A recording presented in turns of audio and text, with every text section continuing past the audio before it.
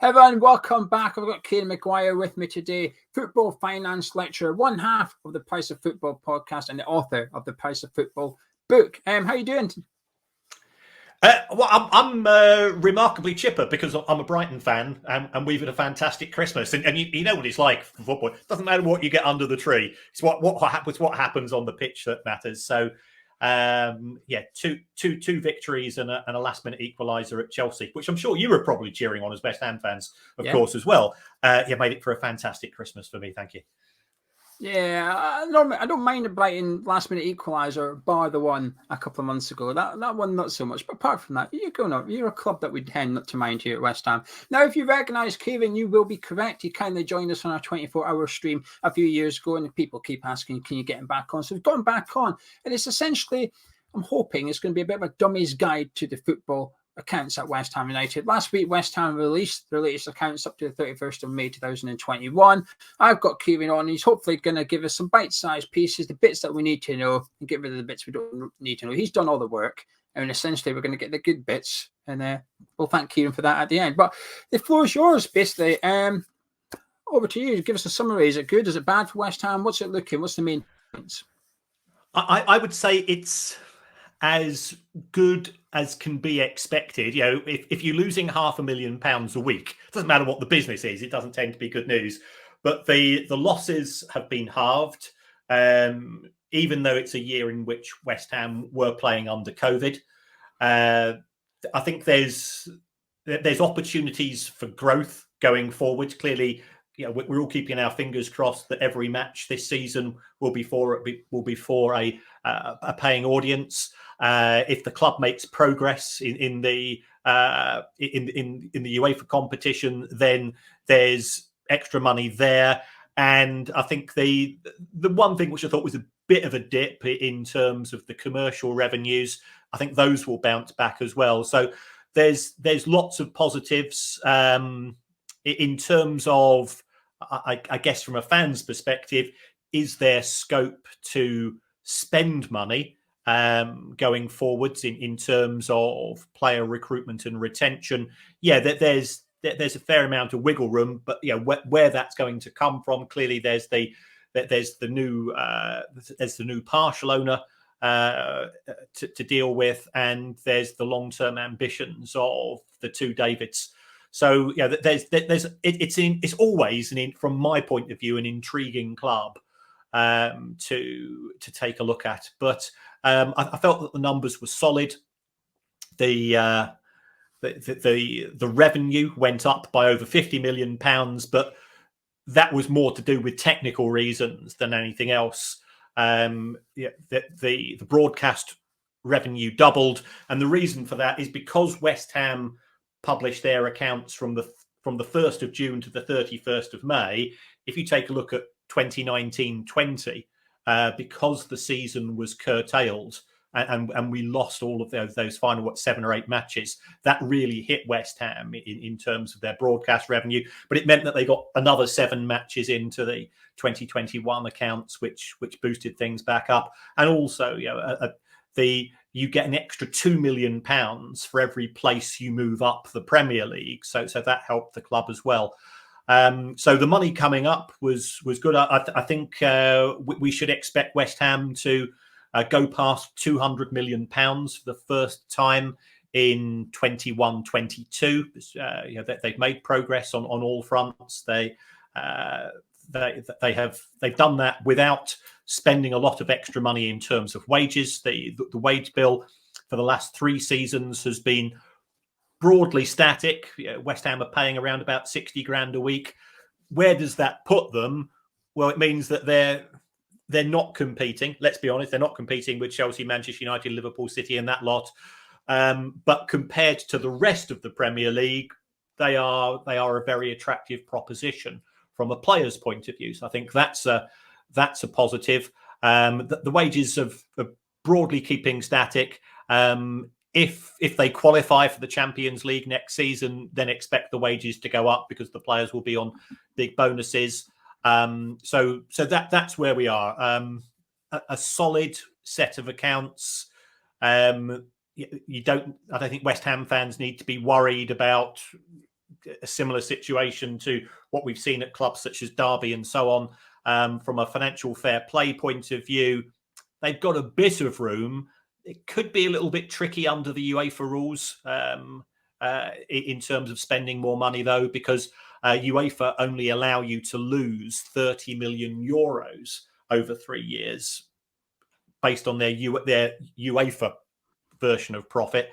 I don't think West Ham will be too far away from that. So that could be a challenge. They could end up in a similar situation to what we saw at Wolves a couple of seasons ago when they qualified for Europe. And they had to agree to a squad size limit for European purposes, a wage cap and so on. With the FFP thing, I was going to wait for that because you brought up now, so we'll discuss that now. Is UEFA still quite strict on that? Because obviously with COVID, they sort of relaxed FFP rules a little bit, didn't they? Because they felt that it would be a bit harsh to judge clubs when their income streams aren't open and stuff. So is FFP still a thing at the moment? It's still a thing, and what you do is they say West Ham only made £1 million from ticket sales in the last year, whereas the previous year it was 23, and that was partially impacted by COVID.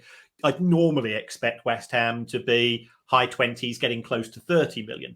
So what UEFA will say is, let's pretend that you got the 30 million. So any costs that you can directly link to COVID, so additional testing costs.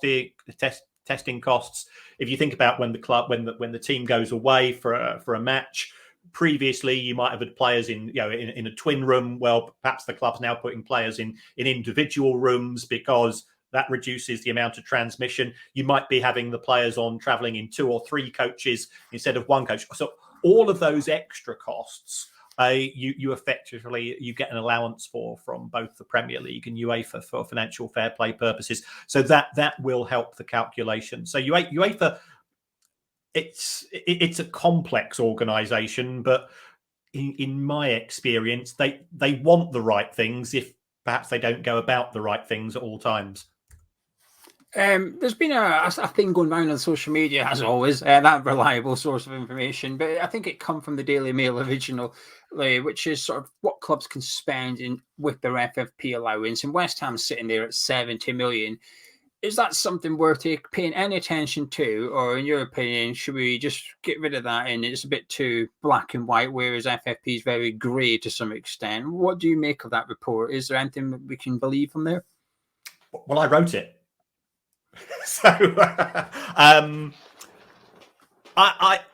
that's a guide figure, and also it was published. I mean, the Mail asked me to try to work out a definitive FFP figure for each team, and I said, well, you can't do that because we don't know the small print. But they said, can you give us sort of a 30,000 feet overview of where clubs broadly stand? So I got the spreadsheet out and went through every piece of information that I did find, and then I said I'm not convinced that this is something I'd like to rely on precisely. And they say, oh, don't worry about that. We're the Daily Mail. Pays the bills. Pays the bills, exactly. Not that they paid me for it, actually.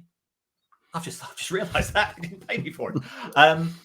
But it gives a rough indication as to where the club was based on the 2020 accounts. Now, since then, we've had the 21 accounts. West Ham did sell some players for profit in 2021, so that will be of use.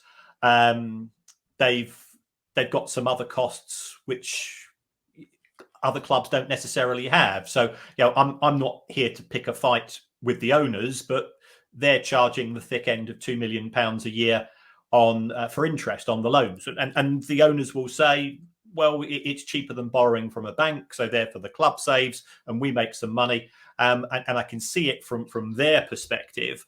But then I look at other clubs where the owners are lending money interest free. So Brighton's owner lends the money interest free. I think the Palace owners do the same. They do the same at Leicester, Abramovich at Chelsea, and Mike Ashley, even though he's sort of the pantomime villain of Premier League owners, he did stick in over 100 million interest-free into that club. Now he walked away with a tidy little profit at the end of it, and nobody's ever going to shed tears for Mike Ashley.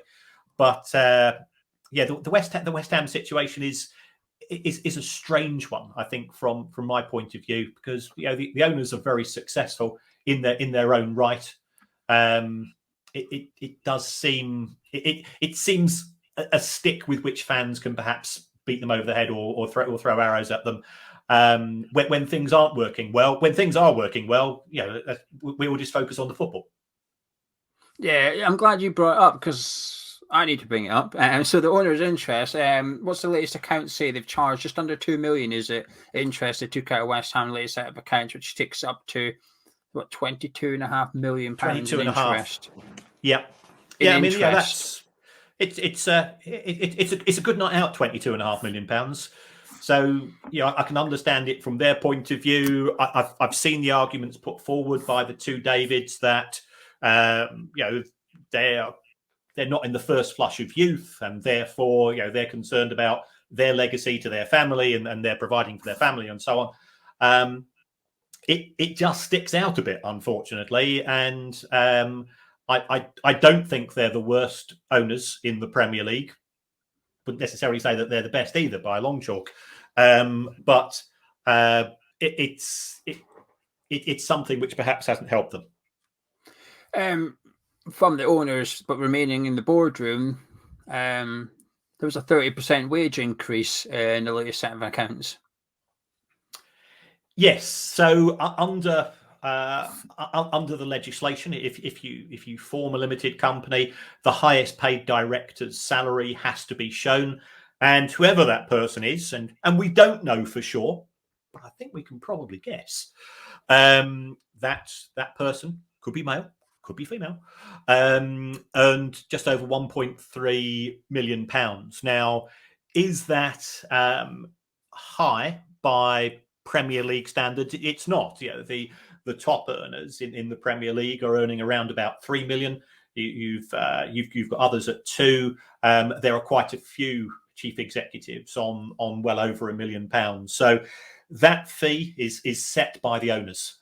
They and that may include a performance related bonus. We don't know the intricate details, but I think everybody's aware that Karen Brady perhaps is a figure who divides opinion, and some fans have said that she's got other work commitments as well. We know that The Apprentice is starting shortly.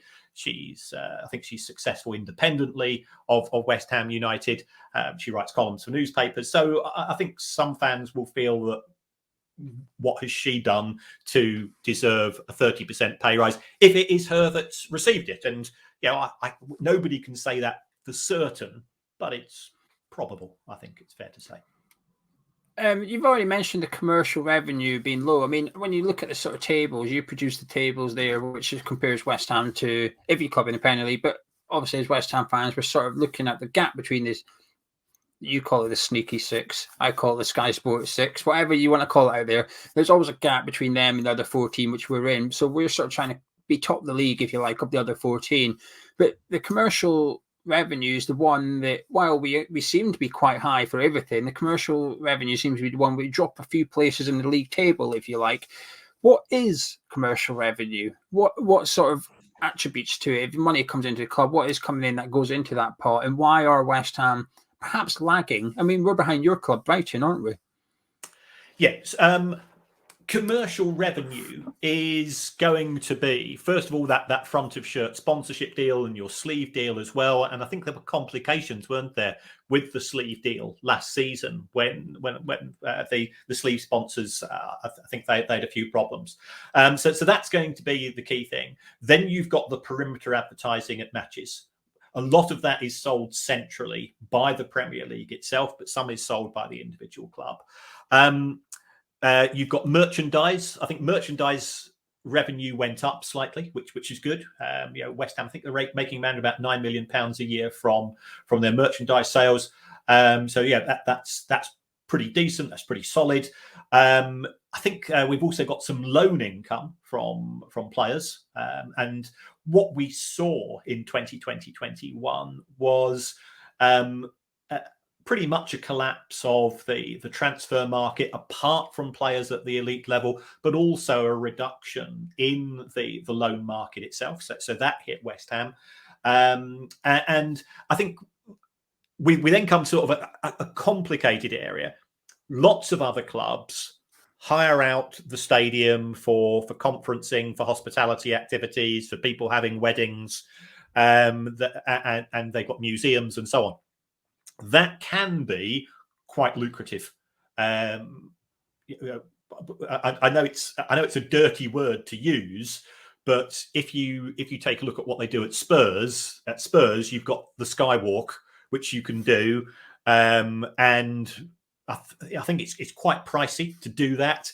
And then the new Spurs stadium, it's a football stadium. West Ham, we know ultimately it's a multi-sport stadium which has been converted to be slightly more towards football. But I had a friend who is a Spurs fan. He said he went on it with his two kids. Of course, they take your photograph when you're up at the top, and then when you get to the bottom of the Skywalk, you walk into a merchandise shop, and they just relieve you of money. So it's a very commercially driven club. West Ham, because they don't own the ground, they're renting it.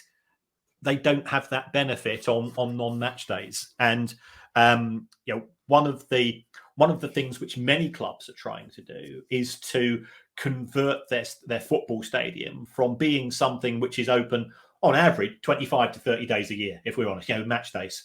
Can you convert that into 365-day-a-year stadium? I lived in Manchester most of my life. I'm no Manchester United fan, but I quite often have to do.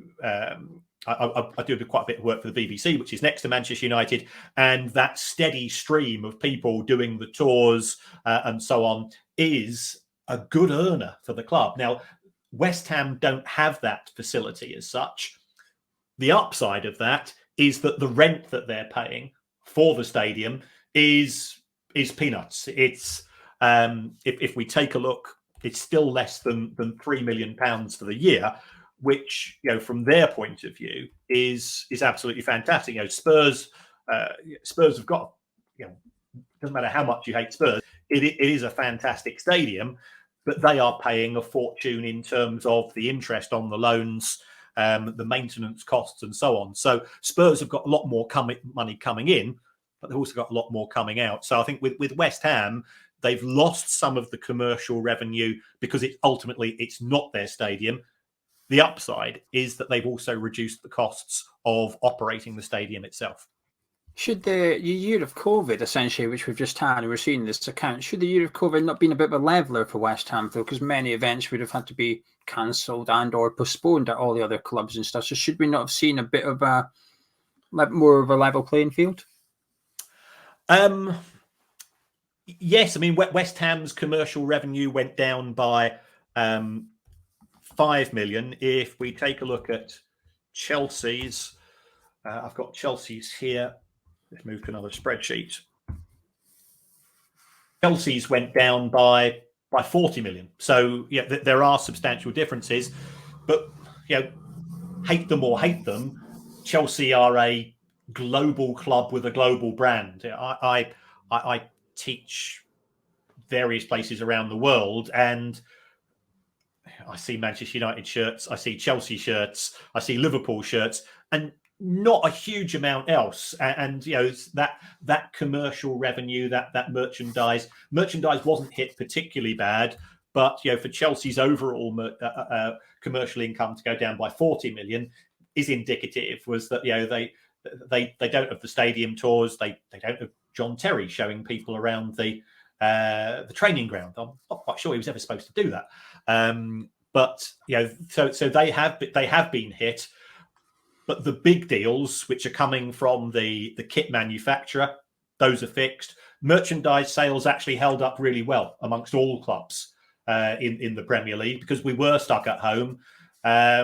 Some people clearly were on furlough. Other people were not on furlough. They had a little bit of extra spare cash. they want to show some support for their club, so they buy the home shirt and the away shirt instead of just the home shirt this season, because they want to remember, not that you ever get a chance, of course, to wear your COVID kit because we weren't allowed out, but we were hopeful. Just a really random question I've just thought of there, and it's particularly a dumb question, so apologies if it's stupid, but when fans essentially got their ticket money refunded last season, because predominantly without fans in there, but West Ham especially and other clubs as well, would have at the start of the season paid for their season ticket and then got it refunded. One way of getting it refunded is club cash, essentially. So you'd then either use it towards your season ticket next season, but some fans would have then spent it in the club shop. On the accounts, where does that come under? Does that come under spending it in retail, although you've technically bought a ticket, but you've got a T-shirt in return? Does it come under the retail? Yeah, that's a cracking question. Actually, it would be under it would be under merchandise, so it would come under the commercial.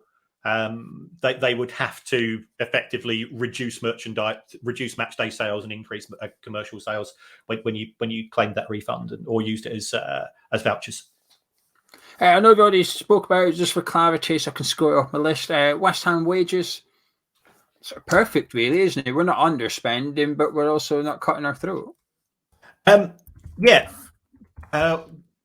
West Ham wages around about 60 grand a week. They are spending just under the recommended limit. UEFA say try to spend less than 70% of your income as wages. West Ham are at 67. So if we take a look at their wage bill, 159 million, I think it was. The only club of the other 14, I think if we split it between the Sky Six, the Sneaky Six, and the other 14, the only club to pay wages higher than West Ham are Everton, and Everton have had a new owner come in the form of Farhad Moshiri, and they've gone crazy. I mean, they're spending 90% of their revenue is going out in wages, and it hasn't worked. If you think about their most expensive signing, Sigurdsson, he's not even got a game this season. That's not impressive, is it? And they've had a number of big signings which haven't worked out. And I think the solution to all of football's problems, when you listen to fans, is spending money, but it isn't. It's spending money well. Manchester United, Pogba, 90 million, Maguire, 80 million, Van de Beek, 40 million, Sancho, 70 odd million. Well, let's be honest, they've not exactly ripped up trees, have they? So it's a case of spending the money well and having a strategy. Just being like a new lottery winner, which effectively Everton became when they were taken over, doesn't always work out particularly well. You look at the abuse that a series of managers have had over the last 4 or 5 years at that club. We're all intrigued as to what's going to happen at Newcastle. Are they going to get out of the relegation zone? They're certainly going to spend money in January. They've got the capacity to do so, but is it going to be spent well? We'll have time will tell. And sometimes a player that looks fantastic for one club doesn't look fantastic for another. Different type of football, different culture. He's come up there with his partner living in a hotel. He's getting a load of grief. Or he's separated, because the family want to stay elsewhere in the country or in another country, and you get homesick. So it is more complicated. But the West Ham have got a very competitive wage budget for the non-Big Six clubs. Yeah, perfect example. See Sebastian Elliott, who's also included in this set of accounts as well. His transfer is in there. So can we get a summary of the debt, please? Yeah, sure. At West Ham, something the fans are often interested in, because when they came in, it was sort of out of control. Then it feels they've got it under control, but still relatively high. If we take a look at the borrowings, it's still over £100 million. It did decrease slightly, and part of the reason for that is that West Ham did issue £30 million worth of shares over the course of the year. and some of that money was used to repay some of the loans. So there's a series of loans. West Ham do have an overdraft facility. I think it's with MSD Holdings, and they've not drawn all of it down, but I think they have the flexibility to take some of that overdraft. They're effectively using MSD as a commercial bank. And if fans are saying, well, why don't they go to NatWest, or why don't they go to Barclays? The commercial banks, as a rule, don't like lending money to football clubs, because if you think about it, if let's say West Ham have borrowed 120 million from Barclays, and things started to get a bit dodgy, I think the finances weren't looking too healthy, and then Barclays say, we want our money back, then the risk of the club going into administration means every West Ham fan who's got an account with Barclays is saying, well, you do that, I'm off to NatWest. So from a reputational point of view, the commercial banks don't want to touch football.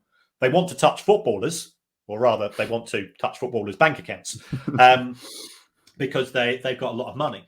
But the football clubs themselves, I remember doing an investigation into a club this was a few years ago. It had been in the Premier League, it got relegated from the Premier League.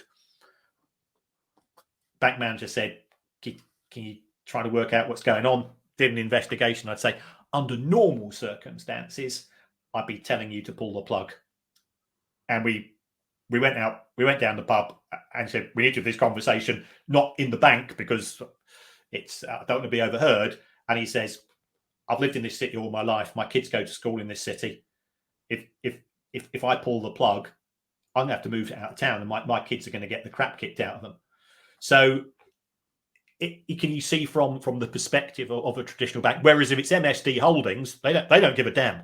They're just in it purely to make money. So that's why West Ham have gone to a specialist lender rather than a conventional bank. That's handy. That I like that. So, what's the overall sum? Is there like one big figure you can give us as to what the debt is at West Ham? Well, it's 109 million. I think that is. We've got two major loans. One's 44 million. I think that could be of the owners. I think there's 55 from MSD, something like that. And then there's a few bits and pieces are knocked around. But it's split really between the owners and shareholders and the major lender. Thank you very much. Europa League. I know it's not in this set of accounts. We won't see it until next year. We won't see Daniel Kutinsky till next year either. But in regards to Europa League, roughly, how much do you think West Ham have earned to date, making it into the last 16? There's UEFA is a really complex. It's a nerd's delight doing the numbers for UEFA, but there's a series of pots of money. So first of all, for qualifying for the Europa League, you get €3 million, or just under €3 million. You get $500,000 per win. So West Ham, we're probably talking 5-6 million there. On top of that, you have something called a UEFA coefficient, which is based on your success in European competitions over the last 10 years. You'll probably pick up another $1 million from that. Then there is a further pot of money, which is linked to how much your domestic broadcaster has paid for the rights. And the good news for West Ham, the good news for all English and Scottish clubs, is that BT have paid more for the rights than any other European broadcaster. So we're probably talking another 3 million there. So you put those all together, we're probably talking around about the £10 million mark from prize money. Then you've got gate receipts. I think we had a conversation before the show, and you said West Ham have done a pretty decent deal for the group stages. You've also got decent crowds, so the club will be picking up probably £1.5 million. So probably £5 million from the group games. So you put that all together, we're probably talking somewhere in the region of £12 to £18 million. As we then start to go through the individual rounds of the Europa League, things can start to get more beneficial. And If West Ham win it, they get €5 million, but they will get slices for every round of success. And let's be honest, if they get to the quarterfinals and the semi-finals, probably the prices are going to tick up a little bit as well, because that happens in all competitions. So if they win it overall, I think we'd probably be looking in the region of 30 to 35 million, which is, it pays the wages, and that's the way I'd look at it. The average wage of a West Ham player is around about 3 million. So you could potentially pay the wages of 8 to 10 players, or it's one additional signing in for next summer. And I think that's the best way to benchmark it. Perhaps a tricky question for you, especially considering we're coming off the back of a COVID year. When you came on 24-hour stream, we asked you how much roughly was the move worth to West Ham. We went from Upton Park to the London Stadium. Sullivan sort of suggested it would be around about 10-12 million a year. We asked you, and I can't remember exactly the number you said, but it was very, very small. It was like 1 or 2 million, and we were all a bit surprised by that. I was surprised. The viewers were surprised. What's it worth today, roughly, additional extra to West Ham moving to the London Stadium? I think we're probably now hitting that additional money. If it was 2016 was the last season at the Boleyn, is that right?